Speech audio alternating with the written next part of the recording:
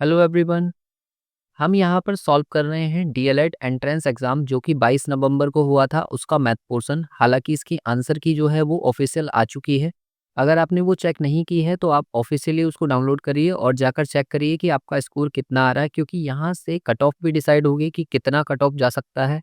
क्योंकि cut off जो है वो लास्ट ईयर के लगभग आसपास ही जाना चाहिए, क्योंकि एग्जाम का जो लेवल था वो लगभग लास्ट ईयर के सेम सेम ही था। फिलहाल हमने लास्ट वीडियो में सॉल्व कर लिए थे क्वेश्चन नंबर 101 से लेकर 128 तक के क्वेश्चंस। आगे हम डिस्कस करेंगे क्वेश्चन नंबर 129 से 150 तक के क्वेश्चंस, तो आप इनको भी सीखना, क्योंकि आपका कोई भी अपकमिंग एग्जाम आ रहा है जिसमें मैथमेटिक्स आने वाला है, तो ये वीडियो डेफिनेटली आपकी हेल्प करेगी। यहाँ पर क्वेश्चन नंबर 129 को देखो, इसमें ये कहा गया है यदि n into n plus one plus four is greater than 60, then n जो है वो क्या है, एक प्राकृतिक संख्या है। तो आपको बताना है कि n का सबसे छोटा संभव मान क्या होगा। तो अगर मैं इसको सॉल्व करने की कोशिश करूं तो यहाँ देखो ये लिखा है n प्लस वन की जो वैल्यू है वो प्लस फोर, ये ग्रेटर होना चाहिए किससे, 60 से। अगर मैं इस फोर को यहाँ से हटाऊं तो ये क्या बनेगा, n प्लस वन, और ये फोर उधर चला जाएगा तो यहाँ से 56 आ जाएगा। मतलब आपको n की दो यहाँ पर वैल्यू पुट करनी है और वो वैल्यू 56 से बड़ा आना चाहिए। तो देखो आप अगर यहाँ पर 7 रखते हो या पहले 6 रख लो, ए ऑप्शन में 6 हमने रखा, तो 6 इंटू सिक्स से बड़ा नंबर 7 आएगा और ग्रेटर देन 56। तो 7 6 42, क्या 42 जो है वो 56 से बड़ा होगा? नहीं। इसका मतलब ए ऑप्शन तो नहीं है। फिर 7 रख के देखो, तो 7 अगर हम यहाँ रखेंगे तो 7 की इंटू करेंगे हम 8 से, और 7 8 जा 56 होगा और ग्रेटर देन 56। क्या ये कंडीशन सेटिस्फाई होगी? तो ये भी नहीं होगी, बिकॉज ऑफ यहाँ पर भी ये ग्रेटर नहीं है और ना ही ये इक्वल का साइन, क्योंकि इक्वल का साइन हमें यहाँ दिया हुआ नहीं है तो हम उसको भी नहीं मानेंगे। तो ये भी हमारा गलत होगा। फिर इसके बाद में आप देखिए ऑप्शन नंबर सी हो सकता है क्या? तो सी के बारे में हम बोलेंगे कि हाँ सी हो सकता है, क्योंकि 8 यहाँ पर दिया है, तो 8 की इंटू हम करेंगे 9 से, और 8 9 जा 72 और ग्रेटर देन 56, तो ये तो ग्रेटर हो गई होगा। तो इसका जो करेक्ट आंसर है वो कितना होगा, सी होगा। इसके बाद देखिए क्वेश्चन नंबर 130 को, तो इसमें ये कहा गया है कि किसी वार्षिक प्रतिशत दर से किसी राशि का 10 वर्षों का साधारण ब्याज मूलधन का 2/5 भाग होगा। अब देखो यहाँ पर एक सिंपल इंटरेस्ट की बात हो रही है, और मूलधन का यानी कि प्रिंसिपल का ये कितना हो जाएगा, 2/5 हो जाएगा। मतलब यहाँ से मैं ये बोल सकता हूँ कि SI अपॉन पी जो है वो कितना हो जाएगा, 2/5। अब इस वाले की हेल्प से आप SI का फॉर्मूला लगाओ। तो SI क्या होता है, P into r into t upon 100, यही तो फॉर्मूला होता है। तो SI की जगह पर आप 2 रख दो और P की जगह पर 5 रख दो, और into r, rate of interest हमें निकालना है, इंटू टाइम, टाइम हमें दे रखा है 10 वर्ष, तो 10 और अपॉन 100। अब देखो एक जीरो से एक जीरो कट जाएगा और इस 2 से ये कट जाएगा 5 टाइम्स, सॉरी 5 से 2 टाइम्स, और 2 2 जा 4, यानी कि रेट ऑफ इंटरेस्ट कितना आ जाएगा, 4%, जो कि आपको ए ऑप्शन में दिया है और ए ही इसका करेक्ट आंसर है। इसके बाद देखिए क्वेश्चन नंबर 131 को, उसमें ये कहा गया है कि एक परिवार में किसी जीवित दंपति, अब जीवित दंपति देखो यहाँ पर लिखा है कपल, तो सबसे पहले तो हस्बैंड वाइफ हो गए, वो 2 लोग हैं, कि 6 विवाहित पुत्र हैं। अगर 6 पुत्र हैं और उनकी वाइफ भी होगी तो हम 2 से इंटू कर लेंगे, तो ये कितने हो गए, 12। ऊपर से 2 दंपति हो गए और ये 12 हो गए, जिनमें से प्रत्येक के 4 4 बच्चे हैं। अगर 4 बच्चे एक के हैं तो 6 बच्चों के कितने हो जाएंगे, 6 चौक 24, तो 24 ये हो गए। तो पूछा है उस परिवार में कुल कितने सदस्य होंगे, इन सबको ऐड कर लो। तो ये ऐड होने के बाद में कितना हो जाएगा, 38, यानी कि डी ऑप्शन जो होगा ना वो इसका करेक्ट है। यहाँ पर देखो इस बच्चे ने 36 मार्क किया है, क्योंकि यहाँ पर ये जीवित दंपत्ति जो लिखा है ना उसने मिस कर दिया कि यहाँ कपल की बात हो रही है, मतलब हस्बैंड वाइफ है और उनके बच्चे हैं। इसके बाद देखिए क्वेश्चन नंबर 132 को, तो 132 को आप सॉल्व कैसे करोगे, देखो यहाँ पर आपको पता है 9 की पावर 4 सब में दिख रहा है, तो उसे हमने कॉमन ले लिया, तो क्या बचेगा, 1 plus one plus one plus one, ठीक है, और अपॉन यहाँ से 3 स्क्वायर कॉमन ले लो, तो 3 स्क्वायर कॉमन लेंगे तो बचेगा 1 प्लस वन प्लस वन, ऐसे ही इंटू यहाँ पर 4 दिया है और 4 की पावर में देखो 2 है, 2 है, 2 है, मल्टीप्लाई में पावर्स ऐड हो जाती हैं, तो यहाँ पर कितना हो गया, 6 अपॉन नीचे 3 को फिर से ऐसे ही सॉल्व करो जैसे लास्ट हमने सॉल्व किया था, 1 प्लस वन प्लस वन, और इक्वल्स टू में दिया है 12 की पावर x। अब देखो यहाँ पर जब इसको हम सॉल्व करेंगे तो ये 9 की पावर 4 हो जाएगा, इंटू यहाँ पर 4 आ गया, अपॉन 3 का स्क्वायर इंटू 3, और इंटू 4 की पावर 6 अपॉन 3 का स्क्वायर इंटू 3 इक्वल्स टू 12 की पावर x। अब देखो इसको आगे हम सॉल्व करेंगे तो ये इस 9 को मैं लिख सकता हूँ 3 का स्क्वायर, तो ये 3 की पावर 8 बन जाएगा इंटू 4। अब 4 की पावर देखो 6 यहाँ से थी, एक ये हो गई तो हो गई 7 अपॉन यहाँ पर 3 की पावर 2 ये है, एक ये 3 हो गया और ऐसे 3 यहाँ पर, तो 3 की पावर यहाँ से आ गया 6 इक्वल्स टू 12 की पावर x। अब देखो ये 3 की पावर इसमें से माइनस हो जाएंगी 6, तो यहाँ से बचेगा 3 स्क्वायर इंटू 4 की पावर 7 और इक्वल्स टू 12 की पावर x। अब देखो यहाँ ना हम कंपेयर नहीं कर पा रहे तो इस वाले क्वेश्चन में हम समझ जाएंगे कि क्या होगा, एरर होगा। इस क्वेश्चन में कोई ना कोई गलती है जिसकी वजह से हम इसको कंपेयर नहीं कर पा रहे। अगर ये यहाँ पर कंपेयर हो जाता तब हमारा आंसर आता। हालांकि इसका आंसर की में जो आंसर दे रखा है वो x इक्वल्स टू 3 दिया है, तो ये 3 तभी आ सकता है जब यहाँ से मैं इसको 12 बना पाऊँ और 12 की पावर 3 रखी जा सके और इधर भी 12 की पावर x आए, तब दोनों को कंपेयर होकर x इक्वल्स टू 3 हम आंसर लिखेंगे। फिलहाल इसका जो आंसर है इनमें से कोई सा भी हम नहीं दे सकते क्योंकि इस क्वेश्चन में कुछ ना कुछ एरर है। इसके बाद देखिए क्वेश्चन नंबर 133। तो यहाँ पर देखो इक्वल में 2 लिखा है। देखो यहाँ पर इस क्वेश्चन को आप कैसे सॉल्व करते हो। जब कभी आपको एक सिंगल इक्वेशन दी जाए और उसमें वेरिएबल दिए जाए दो, तो एक वेरिएबल हम अपनी मर्जी से कुछ भी रख लेते हैं।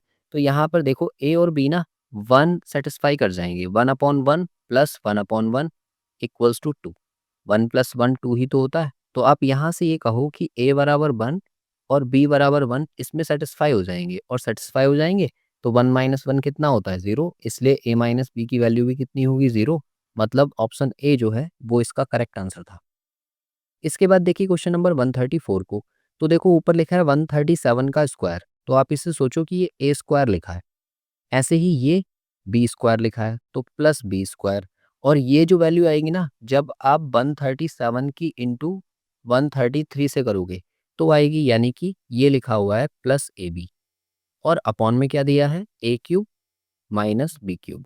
ये वाली कंडीशन हमारी बन रही है। इनकी मल्टीप्लाई बिल्कुल नहीं करनी है आपको, सिर्फ आइडेंटिटी याद होनी चाहिए। तो नीचे आइडेंटिटी लगा देंगे हम, A square plus B square plus A B और अपॉन इसकी आइडेंटिटी होती है A minus B into A square plus B square plus A B. अब देखो ये वाला टर्म इस वाले टर्म को कट कर देगा, तो फाइनली बचेगा क्या, सिर्फ 1/a-b और 1/a की वैल्यू है 137 और माइनस 133।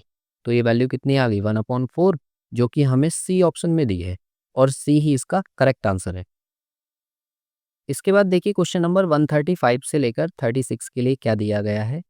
दिया गया पाई चार्ट एक क्लब द्वारा विभिन्न रेस्टोरेंट पर खर्च की गई राशि को दर्शाता है। पाई चार्ट का ध्यानपूर्वक अध्ययन कीजिए और निम्नलिखित प्रश्नों के उत्तर दीजिए। नीचे एक पाई चार्ट आपको दिया हुआ है। क्वेश्चन नंबर फर्स्ट में देखो क्या दिया है, 135 कहता है कि यदि क्लब कुल इतने रुपए खर्च करता है, ठीक है, तो आपको बताना है कि दक्षिण भारतीय रेस्टोरेंट पर कुल खर्च राशि कितनी होगी। तो यहाँ से हम कैसे सॉल्व करेंगे इसको, देखो यहाँ पर दक्षिण भारतीय रेस्टोरेंट पर ये वाला हिस्सा कितना दे रखा है 72।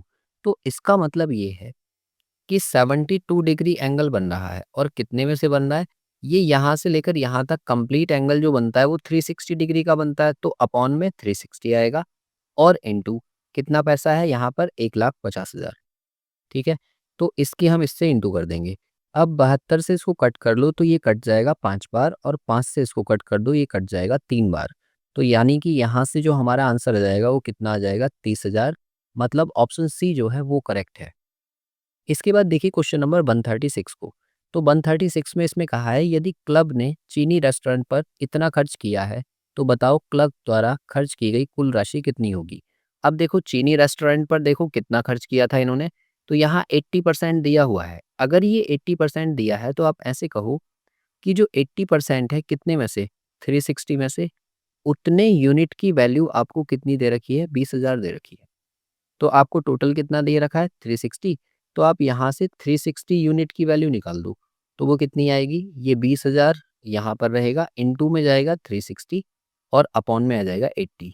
अब इसको कट कर लो, देखो एक जीरो से एक जीरो कट जाएगा, इसे 4 से कट कर दो तो कितनी बार कटेगा, ये 4 दूनी 8 और 4 पंजे 20, यानी कि ये 5,000 हो गया। और 2 से इसको कट कर दो 18, तो 18 पंजे 90 यानी कि 90,000 जो होगा वो आपका आंसर आएगा। और ऐसा कौन से ऑप्शन में दिया है? ऑप्शन बी में। तो बी ऑप्शन जो है वो इसका करेक्ट आंसर है। इसके बाद देखिए क्वेश्चन नंबर 137 को। उसमें ये कहा गया है कि एक टैंक 3 नलों को ए, बी, सी द्वारा 8 घंटे में भर जाता है।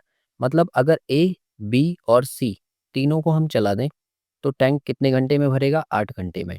कहा गया है नल सी जो है वो बी से 3 गुना तेज है। अब ये देखो कि सी जो है ना वो बी से 3 गुना तेज है। अगर ये 3 गुना तेज है तो मैं ये कहूँ कि सी अपॉन बी की जो वैल्यू होगी वो 3/1 होगी। इस बी को अपॉन में ले गए। और दूसरा कहा है कि जो बी है वो ए से 2 गुना तेज है। अगर ए से 2 गुना तेज है तो हम ये कहेंगे कि बी अपॉन ए जो होगा वो 2/1 हो जाएगा। अब एक क्वेश्चन में एक नल की एक ही एफिशिएंसी तो होगी। यहाँ पर बी की एफिशिएंसी कितनी दे रखी है? 1 यूनिट। और यहाँ पर 2 यूनिट है। तो आप क्या काम करो, इसको भी 2 बना लो, 2 से इंटू करके। तो ये हो जाएगा 6/2। तो यहाँ से मैं ये बोल सकता हूँ कि ए, बी और सी तीनों की एफिशिएंसी कितनी आ जाएगी? भाई ए की आ रही है 1 तो यहाँ 1 आ गया रेशियो। बी के बारे में अभी हमने 2 बोला, 2। और सी की कितनी है? 6। ये तीनों की एफिशिएंसी आ गई। और एफिशिएंसी की अगर मैं नंबर ऑफ आवर्स से इंटू कर दूं तो टोटल कैपेसिटी आ जाएगी टैंक की। तो मतलब 6, 2, 8 और 1, 9। मतलब 9 की इंटू अगर मैं 8 से कर दूं तो ये टोटल वो होगा जितना बड़ा टैंक की कैपेसिटी है। और इसको भरना किससे है? कह रहे हैं कि अकेले बी कितना समय लगेगा। तो बी की एफिशिएंसी है 2 की, तो 2 से इसको डिवाइड कर दो तो टोटल टाइम आ जाएगा। 2 से कट जाएगा 4 बार और 9 चौक 36, यानी कि 36 आवर्स लगेंगे। मतलब सी ऑप्शन जो होगा ना वो इसका करेक्ट आंसर है। इसके बाद देखिए क्वेश्चन नंबर 138 को। तो इसमें आपसे ये कहा गया है कि तीन टर्म्स आपस में इक्वल हैं और वो के बराबर हैं। तो आप के का मान ज्ञात कीजिए। तो देखो यहाँ पर पहले पहले वाले को के बराबर कर दो। तो अगर a प्लस बी अपॉन सी की वैल्यू के बराबर होगी तो यहाँ से आप ये कहोगे कि a प्लस बी जो है ना वो सी के बराबर होगा। ठीक, ये आ गई इक्वेशन फर्स्ट। ऐसे ही दूसरे वाले को करो। तो b प्लस सी अपॉन ए की जो वैल्यू है वो के बराबर कर दो। तो यहाँ से आपको मिलेगा b plus C equals to A के। ये आ गई दूसरी इक्वेशन। ऐसे ही थर्ड वाले को भी करो। तो c प्लस ए अपॉन बी जो है वो के बराबर होगा। तो c प्लस ए बराबर बी के आ जाएगा। ये आ गई तीसरी इक्वेशन। अब तीनों इक्वेशंस को एक साथ ऐड कर दो। जब इसे ऐड करोगे तो देखो पहला टर्म क्या आएगा?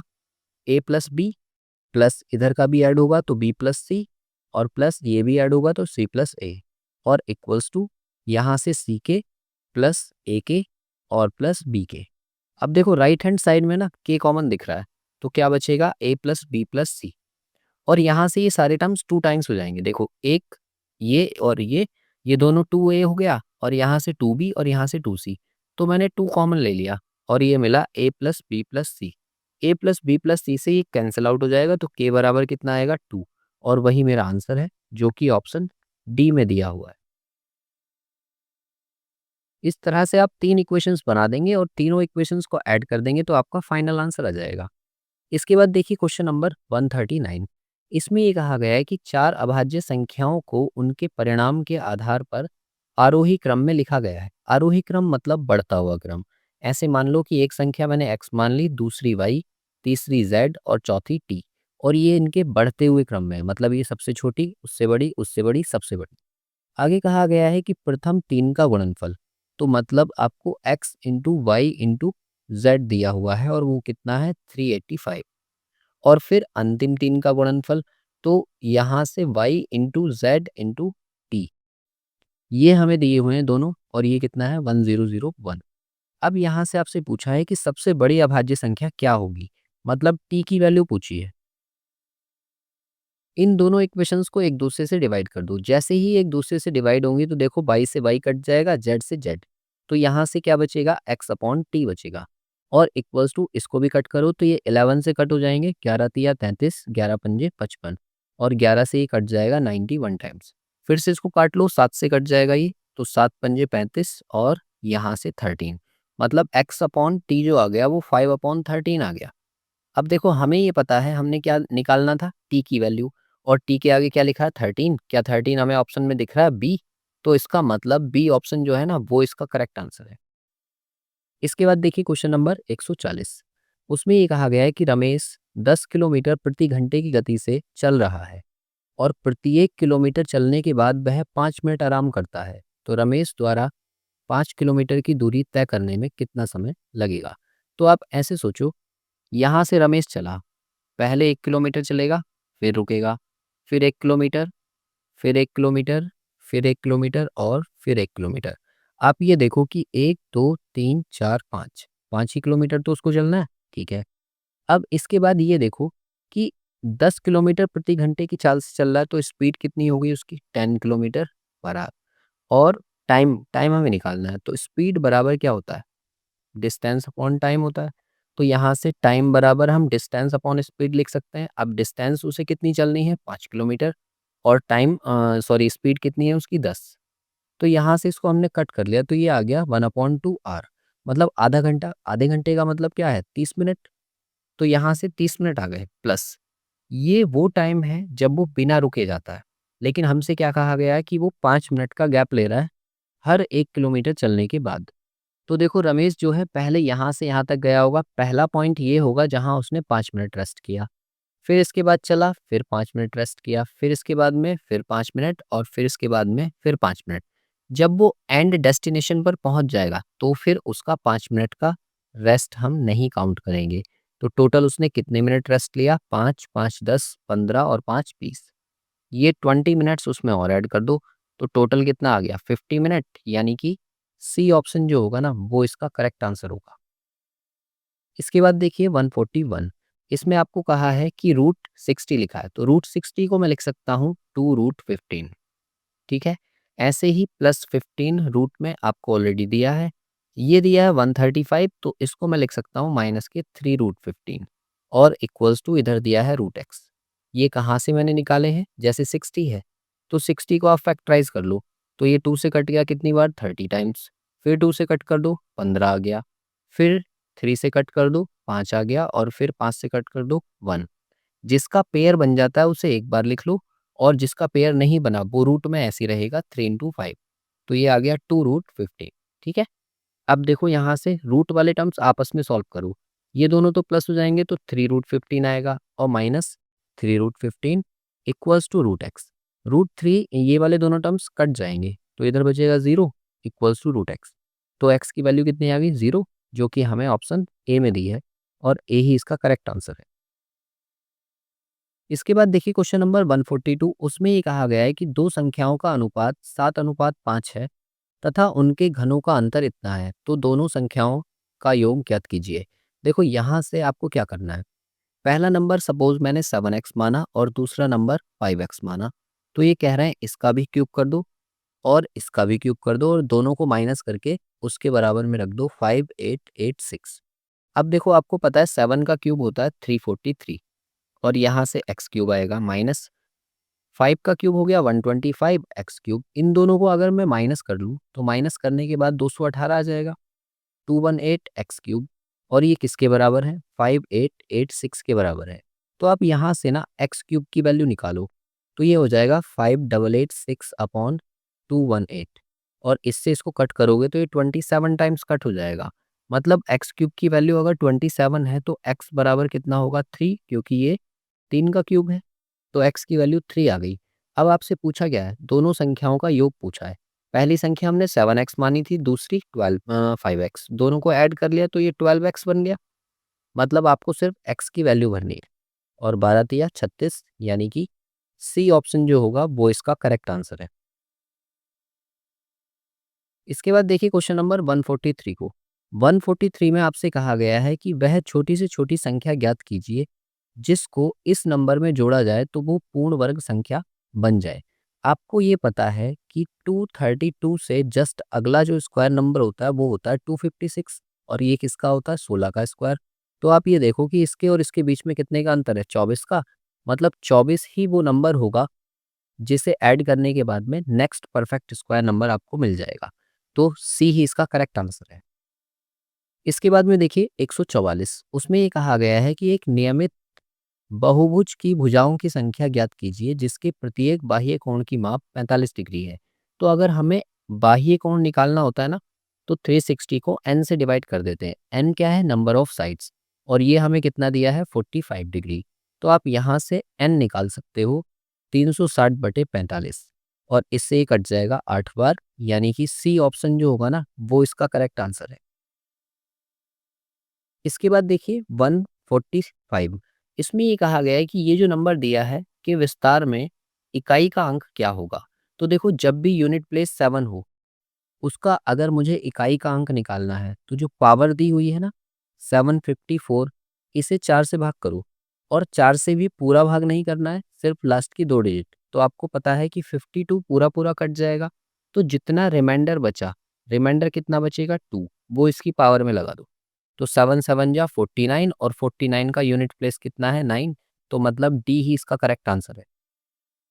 इसके बाद देखिए क्वेश्चन नंबर 146 को। तो 146 में आपसे ये कहा गया है कि एक नंबर है 4735 और उसमें जो 7 है उसके दोनों स्थानीय मान यानी कि प्लेस वैल्यू निकाल लो। तो प्लेस वैल्यू हो जाएगा 700 और एक जातीय मान मतलब फेस वैल्यू, तो वो कितनी होगी, वो 7 ही होगी। तो आपसे पूछा है कि ये कितना गुना है, तो 7 का कितना गुना है ये, तो ये 100 गुना है, इसलिए सी ऑप्शन जो होगा वो इसका करेक्ट आंसर होगा। इसके बाद देखिए 147 को। 147 में ये कहा गया है कि दो घनों के आयतनों का अनुपात इतना है। मान लो पहले की भुजा x है और दूसरे की y, तो उनका क्यूब अगर मैं कर दूं तो वॉल्यूम निकल आएगा और उसका रेशियो दे रखा है आपको 8/125। तो अगर मैं इनका क्यूब रूट निकाल लूं तो 2/5 जो आएगा वो साइड्स का रेशियो आ जाएगा। फिर पूछा क्या है, पृष्ठीय क्षेत्रफल। तो पृष्ठीय क्षेत्रफल पहले का हो जाएगा 6x² और दूसरे का हो जाएगा 6y²। 6 से 6 तो कट जाएगा, ये बन जाएगा x/y का होल स्क्वायर और x/y अभी जस्ट हमने निकाल लिया, ये कितना हो गया हमारा 2/5। तो 2/5 का स्क्वायर करना है बस, ये हो जाएगा 4/25, यानी कि ए ऑप्शन जो होगा ना वो इसका करेक्ट आंसर है। इसके बाद देखिए क्वेश्चन नंबर 148 को। तो उसमें ये कहा गया है कि प्रथम 10 क्रमागत विषम प्राकृतिक संख्याओं का योग कितना होगा।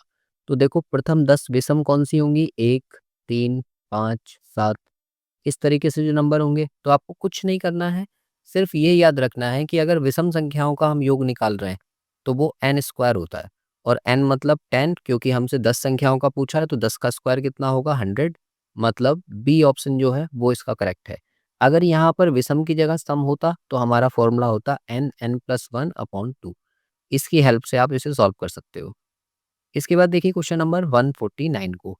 तो इसमें ये कहा गया है कि निम्नलिखित में से कौन सी संख्या पूर्ण वर्ग और पूर्ण घन दोनों है। तो आपको पता है 729 जो है ना, ये वो नंबर है जो पूर्ण वर्ग भी है और पूर्ण घन भी है। तो आप कहोगे कि ये 9 का क्यूब है 729 और 27 का स्क्वायर है 729। तो ये नंबर जो है ना पूर्ण वर्ग भी है और पूर्ण घन भी है। और इसके बाद सबसे लास्ट क्वेश्चन 150, यहाँ पर कहा है कि एक समचतुर्भुज है। समचतुर्भुज कैसा होता है, इस तरीके से बना हुआ, और इसके बारे में इसकी चारों भुजाएं बराबर होती हैं।